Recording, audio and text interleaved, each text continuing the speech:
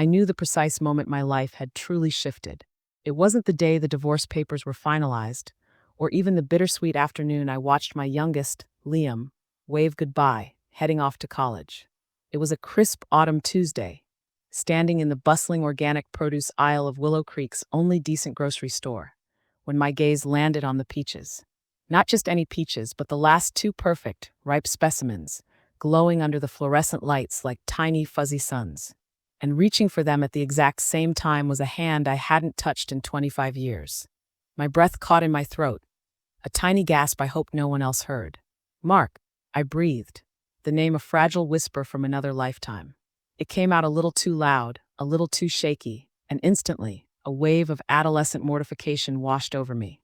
Mark Harrison, the boy who'd stolen my heart in high school, promised me forever beneath the old Willow Creek Bridge, and then vanished.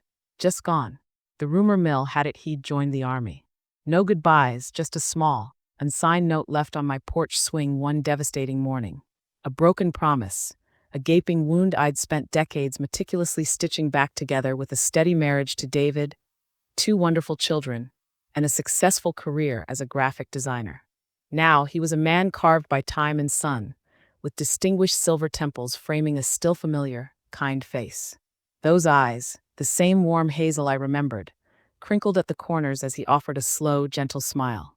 That smile, that particular smile, sent an unexpected flutter through my chest, startling me with its familiarity and its sheer unexpectedness.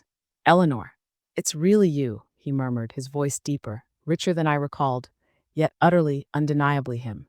The peaches became an awkward offering, then a shared, slightly hysterical laugh that made the produce manager glance our way. We talked for an hour right there, leaning against a display of local apples, oblivious to the other shoppers. He told me he'd returned to Willow Creek a few years ago after retiring from the Forest Service. A widower now, raising a teenage daughter named Chloe.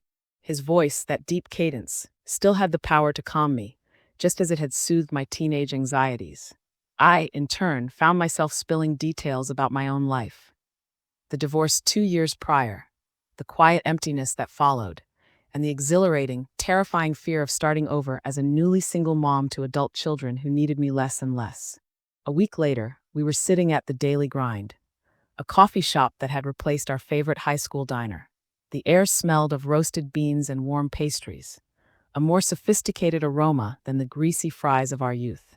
Mark was sharing stories of grizzly bears and remote cabins in Montana, a world so far removed from my structured, digital life of client deadlines and design briefs. "I heard about your divorce, Eleanor," he said, stirring his latte, his gaze softening. "I'm sorry." David always seemed solid. I shrugged, a bitter ghost of a smile touching my lips. Solid until the foundation cracked. We grew apart, I suppose. Or maybe we just grew up into different people, pulling in opposite directions. He found someone else who was a better fit for his new life. I didn't dwell on it. That chapter was closed, sealed, and gathering dust in the archives of my past.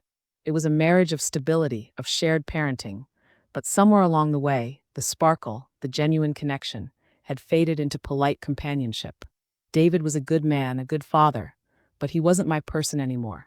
And after the initial pain, there was a quiet relief, a nascent hope for something more.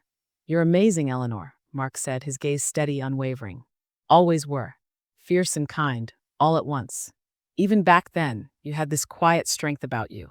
His words, simple yet profoundly sincere, felt like a balm to old wounds I hadn't realized were still aching. David had been practical, steady, dependable, but rarely poetic. He rarely saw beyond the surface, or if he did, he didn't articulate it. Mark, even after all these years, seemed to see through the layers, straight to the core of me. It was disarming, unsettling, and incredibly comforting. Our dates became a comfortable, comforting rhythm. Picnics by the familiar Willow Creek.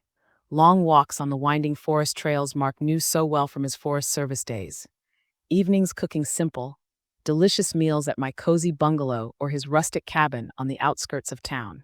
He showed me how to identify edible mushrooms, pointed out constellations I'd never noticed, and talked about the wisdom of the wilderness. I introduced him to the latest design trends, shared my love for indie films, and explained the complexities of navigating a single parent's life with adult children. I learned about his adventurous spirit, his quiet resilience in the face of nature's challenges, the profound grief he still carried for his late wife, and the fierce, protective love he had for his teenage daughter, Chloe. He, in turn, learned about my enduring passion for graphic design, my fierce independence that had strengthened through years of marriage and single motherhood, the joys and challenges of raising my children to be good people, and the lingering insecurities left by my divorce, the quiet fear that I might never find deep connection again. One particularly rainy afternoon, we were huddled on my sofa, sorting through old photo albums at my place. The scent of damp earth mingled with the old paper and dust. We stumbled upon a faded picture of us from high school prom, awkward and beaming, my dress a terrible shade of teal, his tuxedo a little too big. Looking at it, the old ache resurfaced. "I never understood why you left, Mark," I confessed, my voice barely a whisper, the question a ghost I'd carried for decades. No calls, no letters. Just gone. Mark's face fell, etched with a familiar sadness I hadn't seen until now. He took my hand, his thumb tracing slow, comforting circles on my skin. "My father was sick, Eleanor. Terribly, and deeply in debt. The army offered a bonus for immediate enlistment, enough to cover his medical bills and some of the debts. He made me promise not to tell you. Said it would just make things harder.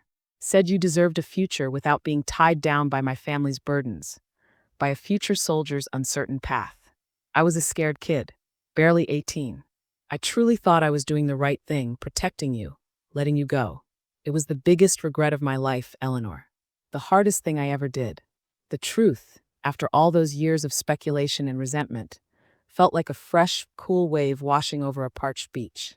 It didn't magically erase the pain of a broken heart, but it dissolved the resentment, the feeling of abandonment, the nagging question of why. Oh, Mark, I sighed, a tear finally escaping and tracing a path down my cheek. I wish you had told me. I would have understood. Me too, he whispered, his voice thick with emotion, pulling me into a gentle, familiar embrace. Every single day I wished I had. His arms felt like home. Our second chance wasn't a sudden explosion of passion, not like the dizzying rush of our first teenage romance. It was a slow, steady burn, a quiet unfolding, like autumn leaves turning vibrant colors, a process that built beauty over time. We were both seasoned, scarred by life's trials, but also richer, wiser. We understood the fragility of time, the profound importance of honest communication, and the exquisite beauty of being truly seen, truly heard, for who we were past and present. Liam, my son, came home for Thanksgiving break. He watched Mark and me interact during dinner, saw the easy laughter, the shared glances, the comfortable silences. Later, he pulled me aside, a mischievous grin spreading across his face. "Mom," he said, his eyes sparkling, "you look happy, really happy. It's about time." I smiled, a genuine, radiant smile that reached deep into my soul. I thought of the last 2 perfect peaches in the grocery store, the unexpected reunion, the echoes of a past love finding a new, stronger voice in the present. This wasn't a fairy tale with a neat, tied-with-a-bow ending. This was real life, messy and beautiful, a testament to the fact that some stories, like fine wine, only get better with age. And some hearts, once broken, were meant to find their way home, not to a recreation of the past, but to a beautifully unexpected future.